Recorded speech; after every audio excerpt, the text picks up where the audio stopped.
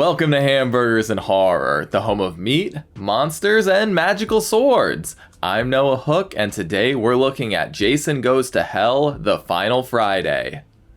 This 1993 supernatural slasher follows Jason's short-lived return to Crystal Lake before he is promptly annihilated by the FBI.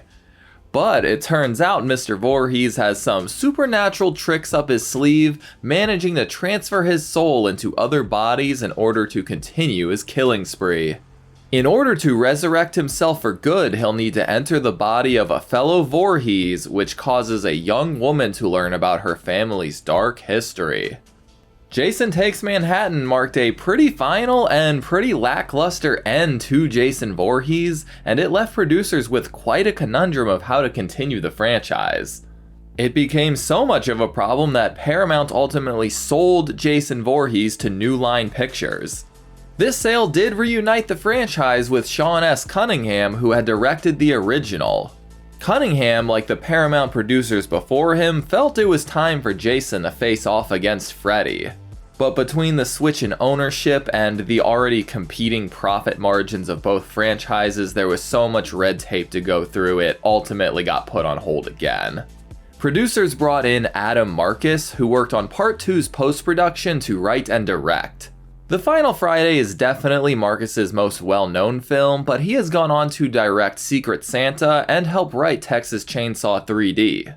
He had come up with a rough concept of somebody eating Jason's heart and becoming possessed by him, and a bunch of screenwriters including Jay Hughley, Dan Laurie, Leslie Boehm, and Louis Abernathy participated in fleshing out the concept. It was apparently a very messy process for all involved, and I don't think anybody was truly happy with the final product. In fact, just about everything about this production was messy. Marcus and Cunningham reportedly butted heads over everything, including the script, the cast, and the way the thing was shot. Cunningham eventually stepped in and redirected several scenes because he was unhappy with the final product. The Final Friday stars John LeMay from Friday the 13th the series as Stephen Freeman, Carrie Keegan from Mind Games as Jessica Kimball, Stephen Williams from The X-Files as Creighton Duke, Allison Smith from The West Wing as Vicky, Aaron Grave from Silver Spoons as Diana, Stephen Culp from James and the Giant Peach as Robert, and of course Kane Hodder returned as Jason. Well, at least when Jason is Jason. Cinematography was handled by Bill Dill of Baps and Pumpkinhead 2, and the score marks the grand return of Harry Manfredini as the composer. The various forms of guts, gore, and other practical effects were made by the legendary KNB Effects Group, led by Greg Nicotero, Howard Berger, and Robert Kurtzman. The film's visual effects were created by Al Magliochetti, whose work can be admired in films ranging from B-movies like Brain Damage to blockbusters like Basic Instinct and Terminator 2. Jason Goes to Hell ultimately grossed $16 million at the box office, which was just a slight bump up from Manhattan. That didn't stop it from being hated by critics though, who faulted the film's bad acting, over-the-top gore, hastily created mythology, and overall incoherent story. And the film has gone on to remain one of the single most hated in the entire franchise. It currently has a 16 and 24% on Rotten Tomatoes, along with a pitiful 1.8 on Letterboxd, so it's clear The Final Friday doesn't have much love. I have a lot of mixed feelings on this new entry, but I generally agree with the consensus that this was a bizarre direction to take the franchise.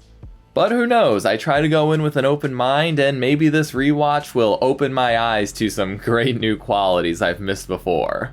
Why don't you go grab yourself a Voorhees burger and some Jason bits, cause we're watching The Final Friday. The movie opens on, wouldn't you know, the one and only Crystal Lake, baby. A new counselor has made her way to the seemingly empty campground, where she gets hard at work replacing a light bulb.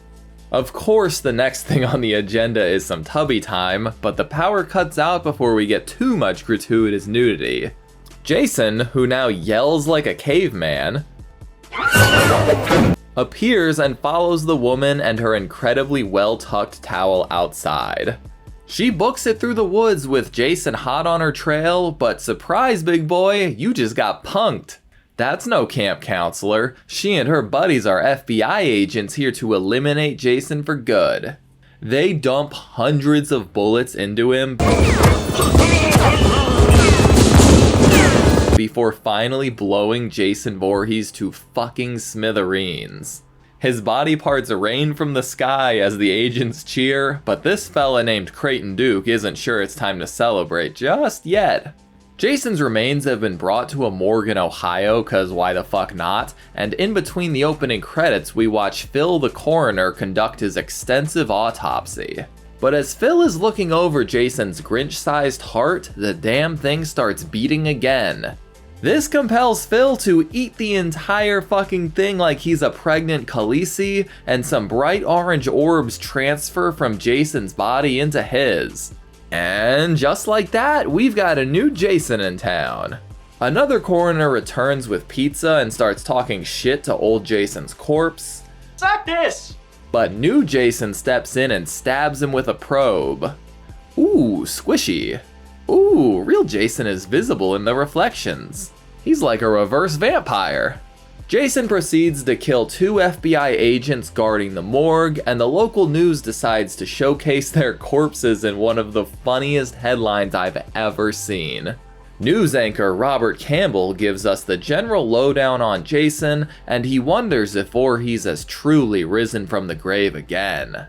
He interviews the famed bounty hunter Creighton Duke, who has a personal history with Crystal Lake, and a strange sense of humor. That makes me think of a little girl in a pink dress, sticking a hot dog through a donut. Duke claims that Jason isn't human, but uses human bodies as vessels to carry out his will. His longtime preferred meat suit has been destroyed, but he will simply find a new host. There was only one way to kill the real Jason Voorhees, and only he knows how to do it. For $500,000, he's willing to eliminate Jason forever, and I guess that offer is just open to anybody who wants to pay. Campbell shares that there have been a series of murders from Ohio back to Crystal Lake, and apparently he is going to take Duke up on his expensive offer. Mr. Moneybags over here. All these headlines have increased tourism in Crystal Lake, so savvy entrepreneurs like Joey and her burger-flipping husband and son duo of Shelby and Ward are taking advantage. Creighton Duke orders the Hamburgers and Horror special. I'll take a Voorhees burger and a side of Jason fingers. And he tells a waitress named Diana that Jason is apparently coming for her. Sounds like Diana has a little secret identity going on, and her old-ass boyfriend Sheriff Landis tries to give Creighton the Rambo treatment.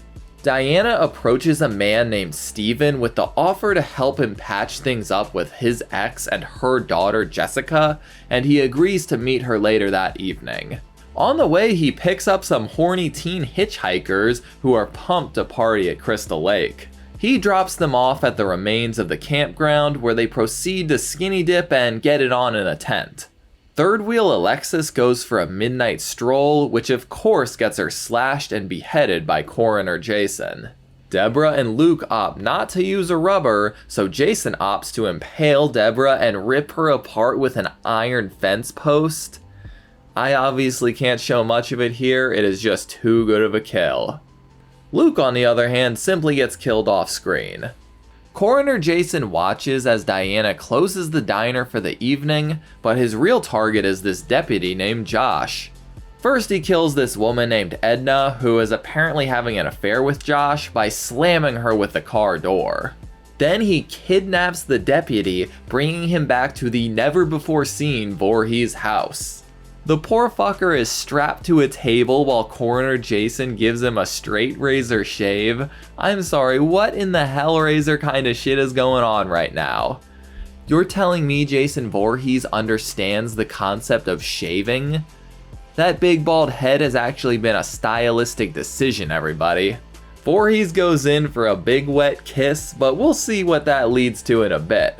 Now it's time to meet Diana's daughter Jessica, who is Steven's ex and baby mama. Now she's dating Robert Campbell, and they plan on coming to town so she can meet him. Unfortunately, their call is interrupted by Deputy Jason, but the badass queen manages to shoot him in the head. She doesn't know who she's dealing with though, and Deputy Jason pops back up and prepares to give her a big ol' worm tongue. Steven arrives and tackles him, but Deputy Jason quickly overpowers him and yeets a knife sharpener into Diana's back. He prepares to kill Steven as well, but is distracted by his reflection long enough for Steven to stab him with a fire poker. Deputy Jason flails his way out of a second-story window, and in her dying breaths, Diana asks Steven to save Jessica. Landis shows up and Josh disappears, so the sheriff is convinced that Steven is responsible for the murder.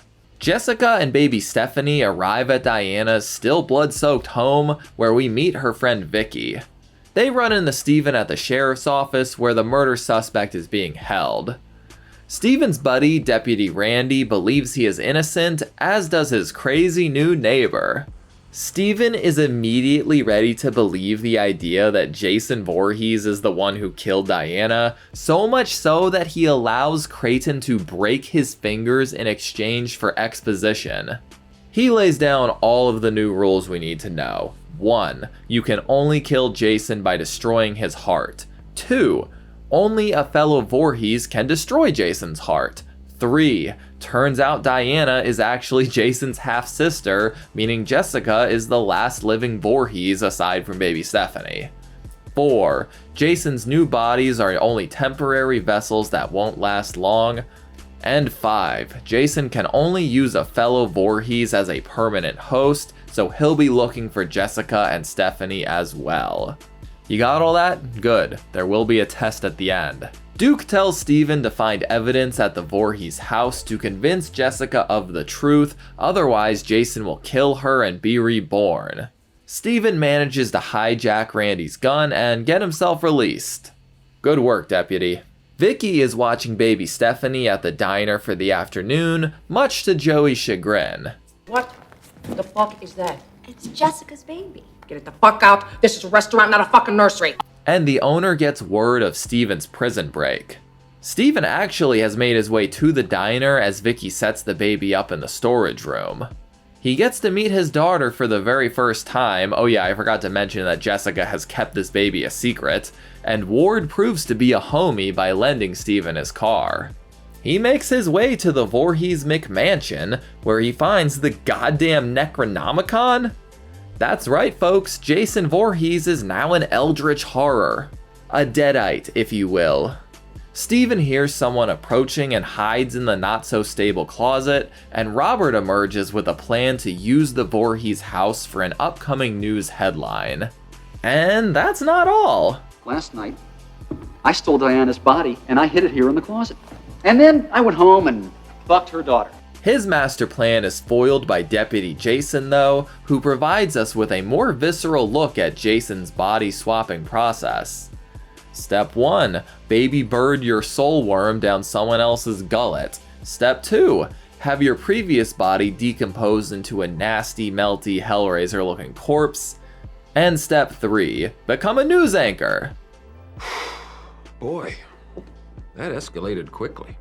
The power goes out as a sorrowful Jessica is in the shower, and despite arming herself with a hammer and a gun, Anchorman Jason gets the jump on her. Luckily, Steven arrives and clocks the big man, carrying Jessica away like a bandit.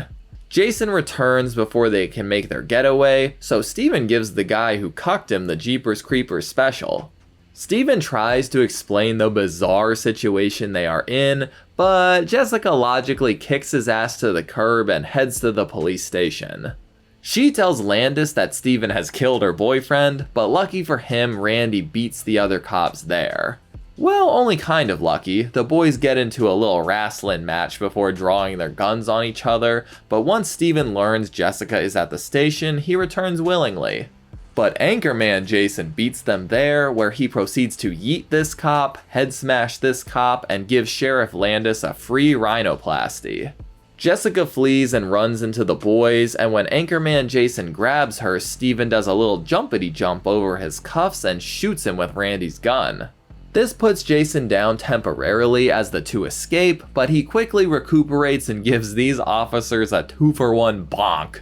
This guy wisely flees, only to run right into Creighton Duke's clothesline. Steven and Jessica are met by a very suspicious Joey at the diner, and she sends Ward outside to stand guard. A tussle inside leads to a stray shot fucking up the power, and poor fucking Ward gets his arm snapped in half by Jason. A really long, partially in slow motion diner brawl ensues, with this guy getting yeeted, Anchorman Jason eating a bunch of bullets, Shelby getting deep fried, Joey getting her loud mouth bashed in, and a discovery that Duke has stolen baby Stephanie and brought her to the Voorhees house. Jason catches up with Jessica, but Vicky proves to be a fucking gangster and blasts him with a shotgun before impaling him with a wrought iron pole. Unfortunately, he has enough strength to pull Vicky into the spike as well, but her sacrifice buys them time as Wormboy takes a little snooze.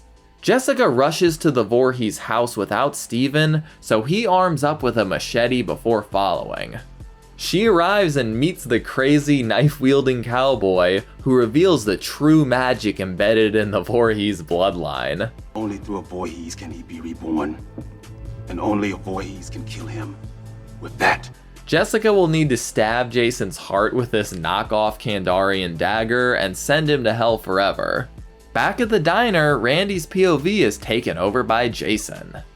A car pulls up and Duke conveniently falls through the floor onto some exposed pipes. They really like pipes and poles and stuff in this movie, so Jessica is unsure if this is the real Landis or not. Randy emerges, guns drawn, and when Landis approaches, she stabs him with a dagger. That's good news for Randy Jason, who snatches Stephanie and prepares to transfer into her. That's when Steven arrives and fucking decapitates him though, and we get a real the thing moment when Jason's true form emerges from his body. Yeah, Jason Voorhees looks like a cross between a baby xenomorph, Pumpkinhead, and Aylmer. Steven fights off the evil placenta and they retrieve Duke from the basement, and Jason shoots himself up Diana's vagina to take over her body. Very classy, Jason. Well, it's about damn time. Good to see you, Lumpy. Steven searches for the dagger, and Duke buys them time by handcuffing himself and Jason to yet another pipe. The big man hugs the underutilized bounty hunter to death as the dagger falls into the basement, but Steven tackles Jason out into the yard. The two get into a back and forth garden tool brawl, but the big guy seizes victory by yeeting Tommy into... what is that? A jungle gym? Scaffolding? I'm really not sure. But before Jason can finish the job, he's stabbed in the heart by Jessica. His little soul lights start leaking out to the heavens, and several punches and kicks to the chest seem to finish the job. Go to hell! I don't know, y'all. A bunch of lights shoot down into Jason before some golem-looking arms reach down from hell to drag Jason away. They nearly take Steven as well, but Jessica decides to save him. Jason joins the rock monsters down in Satan's playground, and I guess these two are in love again. Great. I'm sure you'll have a great life together. The movie ends on a promise that we wouldn't get until a decade later, as Freddy's gloved hand emerges from hell to drag Jason's mask down. And that's Jason Goes to Hell. Whew boy, this is a lot. A big part of me actually really appreciates this ambitious deviation from what had become a consistently predictable and sluggish franchise. If you eliminate the fact it's Jason and just make it some random evil guy who switches bodies, you've got the bones of a pretty interesting horror movie. But this is a Jason movie, and this ambitious new deviation is pretty sluggish in more ways than one. This film just tries to cram in way too much new lore and mythology for the 9th film in a franchise. Jason had been a bona fide supernatural entity ever since Part 6, but to throw in the Necronomicon, a magic sword, a never-before-seen house, never-before-seen Voorhees relatives, and the fact that Jason is actually an evil little worm is just crazy. From the second film on, this franchise has been about a deformed young man getting revenge for his mother's murder and his own childhood torment.